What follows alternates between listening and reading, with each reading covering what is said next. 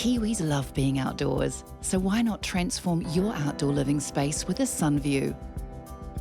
With our quality range of stylish pergolas, outdoor blinds and awnings, having a sun view is like adding a new room to your home, but for a fraction of the price. Enjoy the outdoors all year round with a range of products to suit your needs. Book a free consultation now with Sunview and see the difference. So we are just hours away from another Anzac Day, which is a very important day, and really, in terms of where I'm concerned, it is a national day. It is our National Day of Commemoration, a hugely important day, and increasingly you see young New Zealanders out there and commemorating the day and learning more about it. And for it to continue in that vein, we need young New Zealanders to get engaged. Are they joining up to RSAs? Is the RSA modernising? How is it going to look tomorrow? Rhys Jones is the RSA board chair and former military man, and he joins us now. G'day, Rhys. Nice to have you on. Good morning, Duncan. Thanks for having me on. How's it all looking for tomorrow? How's the plans looking? What sort of numbers do you expect? Well, the numbers have been increasing each year, and so it's difficult to gauge right across the country. But what you were saying before, Anzac Day I consider to be our first equal national day. It's a day where the country does something. You go to a dawn service or you go to a memorial. And so it really is quite heartening to see that, more people are, particularly young people, are going to those commemorations.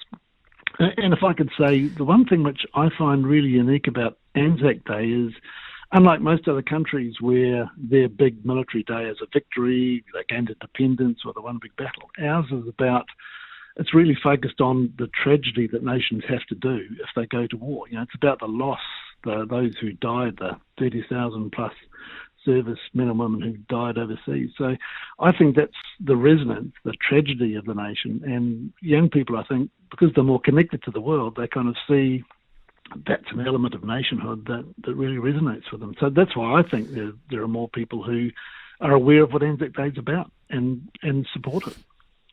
Yeah, and for young kids having been able to wear their grandparents or great-grandparents' medals and everything, it's a source of pride, something that connects them to generations that perhaps they haven't known, or didn't know very well at all.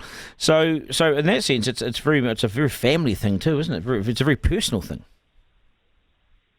Yeah, and hopefully it'll stay that way. It's, in my mind, it's going to where your family's names are on those cenotaphs, and saying that's the connection that you personally have through your family to New Zealand existing and having the reputation internationally of being a fair player,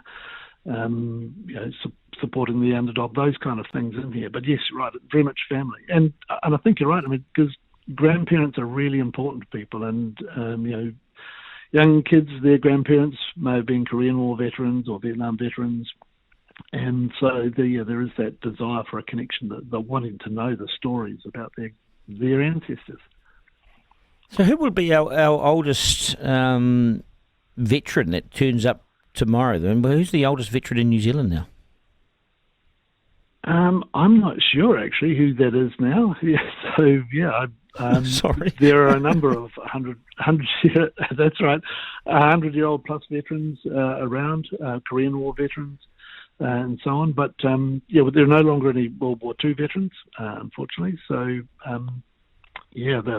the mass or the large war veterans are largely disappearing. The veterans that are here still alive for those later wars, South Korean, the Vietnamese War, the Malayan emergencies, and the UN peacekeeping operations, East Timor, Solomons, Afghanistan, those kind of missions, as well as the individual deployments into Africa and around the world.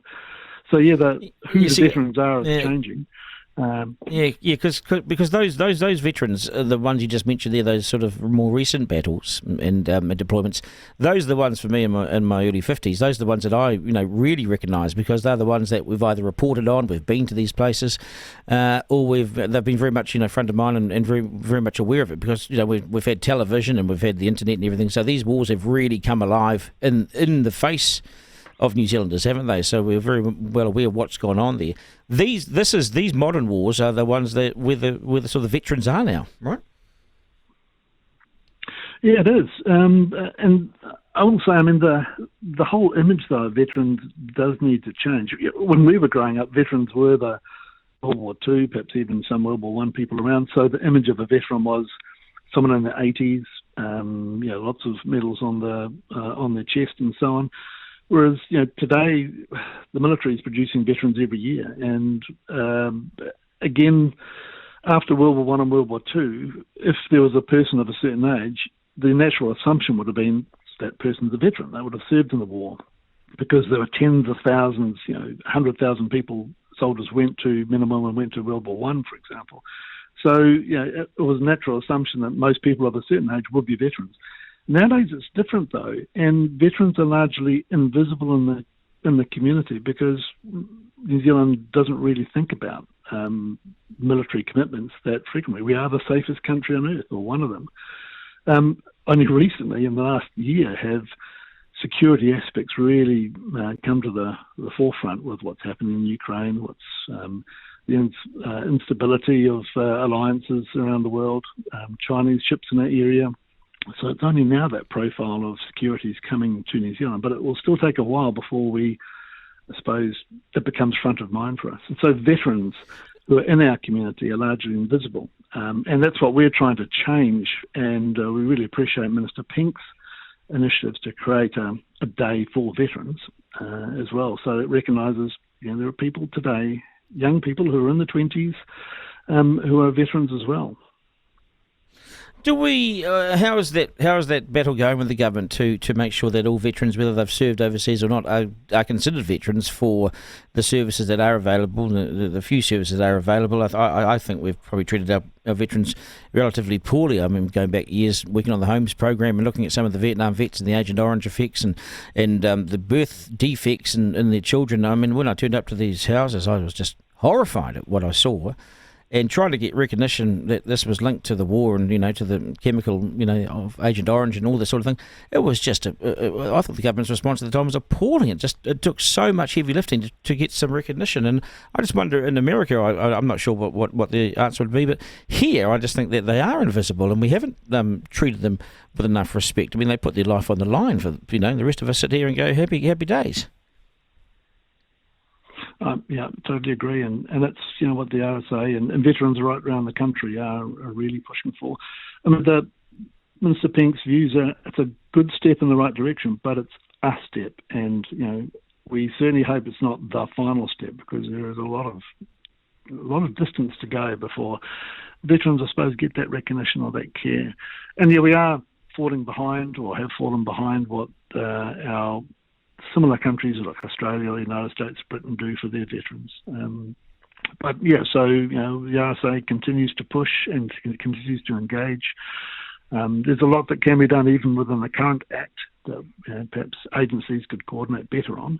But you're right, it'll continue to be the RSA's main focus of how do we raise the profile of the need that veterans have, their right for support, because if you join the military and you're a test, you have little choice but to go where you're sent.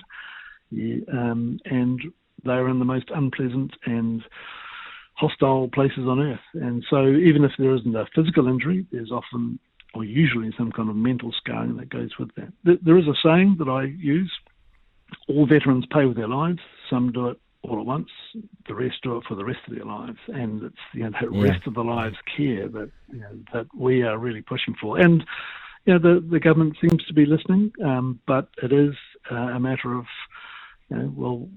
how do we actually make sure that people will put their hand up for care?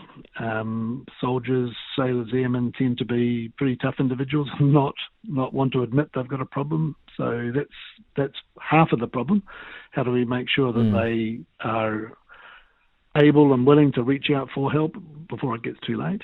But then secondly, the help needs to be there. And that's, I suppose, has been the purpose of the RSA ever since it was formed. It's to form that protective group around people where we can take care of people, recognise if they're having problems, and as mates, helping them get support for them, and the way in which they can work with Veterans Affairs or ACC. We can provide support to help them fill out the forms or have the right information. Should be prioritised. I can't believe it. I can't believe you have to battle it. I can't believe you have to battle to get their recognition. I can't make head or tail of that, to be honest. I would have thought it's something that should be natural. The RSA, you're modernising. How's it going? Yeah, we've just passed our constitution, which is one aspect of the modernisation. But I suppose the RSA has changed. When it was first formed, the model was there were clubs where people could get together, and it was all about comradeship. You can't really talk about the war to your family, so you can join together with your friends. So you could talk about it, or you didn't need to talk about it. But nowadays, the support needs to be different. We've got just under 200 RSAs around the country. A lot of them have changed already. They've gone away from that hospitality model. Many are virtual. They don't actually have a club room. Kiwis love being outdoors, so why not transform your outdoor living space with a sun view? With our quality range of stylish pergolas, outdoor blinds and awnings, having a sun view is like adding a new room to your home, but for a fraction of the price. Enjoy the outdoors all year round with a range of products to suit your needs. Book a free consultation now with SunView and see the difference.